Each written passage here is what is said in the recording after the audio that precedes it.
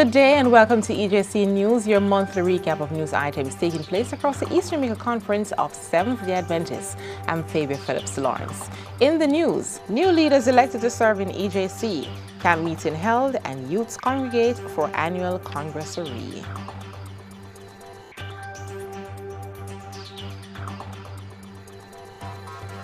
Now the news in detail. There were some changes to the top ranks of the conference in mid-December. Pastors Linton Williams and Ray Davis were appointed as a new Executive Secretary and Youth Ministries Director for EJC, while Pastor Wandsworth McAnuff was elected as a new Ministerial Secretary and Community Services Director. Also, Pastor Carl Cunningham was given additional responsibilities and elected to serve as Assistant to the President in the area of evangelism and leadership. The movement took place after former Executive Secretary Pastor Merrick Walker and former Youth Ministries Director Pastor Dane Fletcher were elected to serve at the Jamaica Union Conference.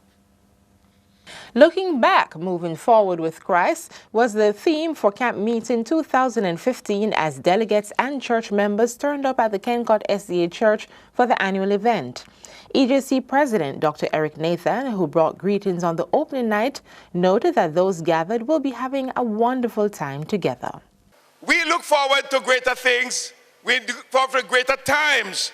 And we know that God is going to be leading his people from victory to victory. This is a time when we will testify. And during camp meeting times, we want you to know that God is still in the miracle working business. JAMU's new youth director, Pastor Dane Fletcher, was among the lineup of speakers for the four-day event. He spoke on the theme, The Church on the Rock. For even as you build, you have to decide to remove the first 6 inches of soil where you're going to build. It's called the stripping of the soil. So that you remove just about anything that may rot, because if it can rot, it will cause instability.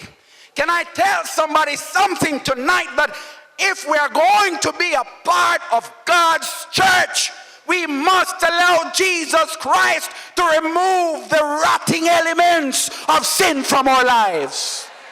Other speakers included Pastor Romaine Smith, along with Doctors Kevin White and Merrick Walker. A graduation exercise was also held for various groups that did training activities months prior, such as those who participated in the School of Evangelism. Meanwhile, the camp meeting segued into Leaders Summit, which brought together the newly elected church officers across the constituency for 2016. After attending the various breakout sessions, they received a powerful charge from NCU's Dr. Newton Cleghorn, who, among other things, spoke on the importance of being equipped for heaven. And your name can be on the church books, but you are not a candidate for heaven. And we have to come out from just being members of such and such a church.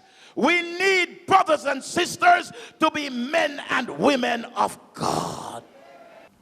He also stressed that God can give the victory over sin in order for us to be sealed for eternity. Youths who turned up for the annual Youth Congressary were not disappointed. Held under the theme, Transformed for Service, the event began Friday evening at the Half a Tree Seventh-day Adventist Church, featuring musical presentations and a brief charge from Pastor Ryan Simpson, Youth Director for the Atlantic Union Conference. He picked up the following day with a high-spirited presentation, utilizing the analogy of the potter and the clay, which was in line with his sermon topic, Broken to be Made More Beautiful. Because what we have today is a church that actually does not teach the fact that we are not comprised of sinless saints, unbroken people. What we are made up of are people who are truly broken. He also emphasized that our expectations of young persons needed somewhat to be lowered. What we are sometimes expecting of our young people are that they should be sinless saints, but when we ourselves know that we are broken vessels. We kind of cultivate a type of theology that tells young people that if you are messed up, then you are no good. In the end, it was agreed that the pastor did not disappoint the gathering as he delivered a moving personal testimony about his Christian struggle, a message that impressed the conscience of many. The weekend activities continued over into Sunday when a large group journeyed to Laughing Water St. Anne to cap the special moment, which ended on a happy note. The inaugural Father-Daughter Symposium saw dozens of daddies and their little and big girls turning up at the Hagley Park SDA Church for the special occasion. The symposium was held under the theme, Building Memories, Creating Ideals. Guest speakers were Sister Kimon Young and Elder Martin Henry. The Golden Spring District of Churches, headed by Pastor Carl Brooks, hosted a Thanksgiving service where civil servants such as firemen and police officers, politicians, and a few members of civil society were invited to share in a special occasion. EJC President Dr. Nathan brought greetings on behalf of the conference, commended the initiative of bringing the various groups together to thank God. When there's a set of people who believe that having lived all the days since January until now, we should not take that for granted. We should give thanks and praise to the Most High God. The Kingsway High School was the beneficiary of a concert involving international gospel artist John Lucas Barrett, who held a series of concerts across Jamaica early December. Barrett, who is a Japan-based Jamaican musician and past student, directed the JL Gospel Family, a 35-member choral group of Japanese singers and musicians. The concert was deemed successful, and part proceeds of the show was earmarked for students who are having challenges to finance their education. Help towards our law enforcers continued throughout the end of the year as a halfway tree, Kencott and Macedonia District of Churches grouped up to impact the Halfway Tree Police Station. The station received a facelift as painting was carried out along with minor electrical works.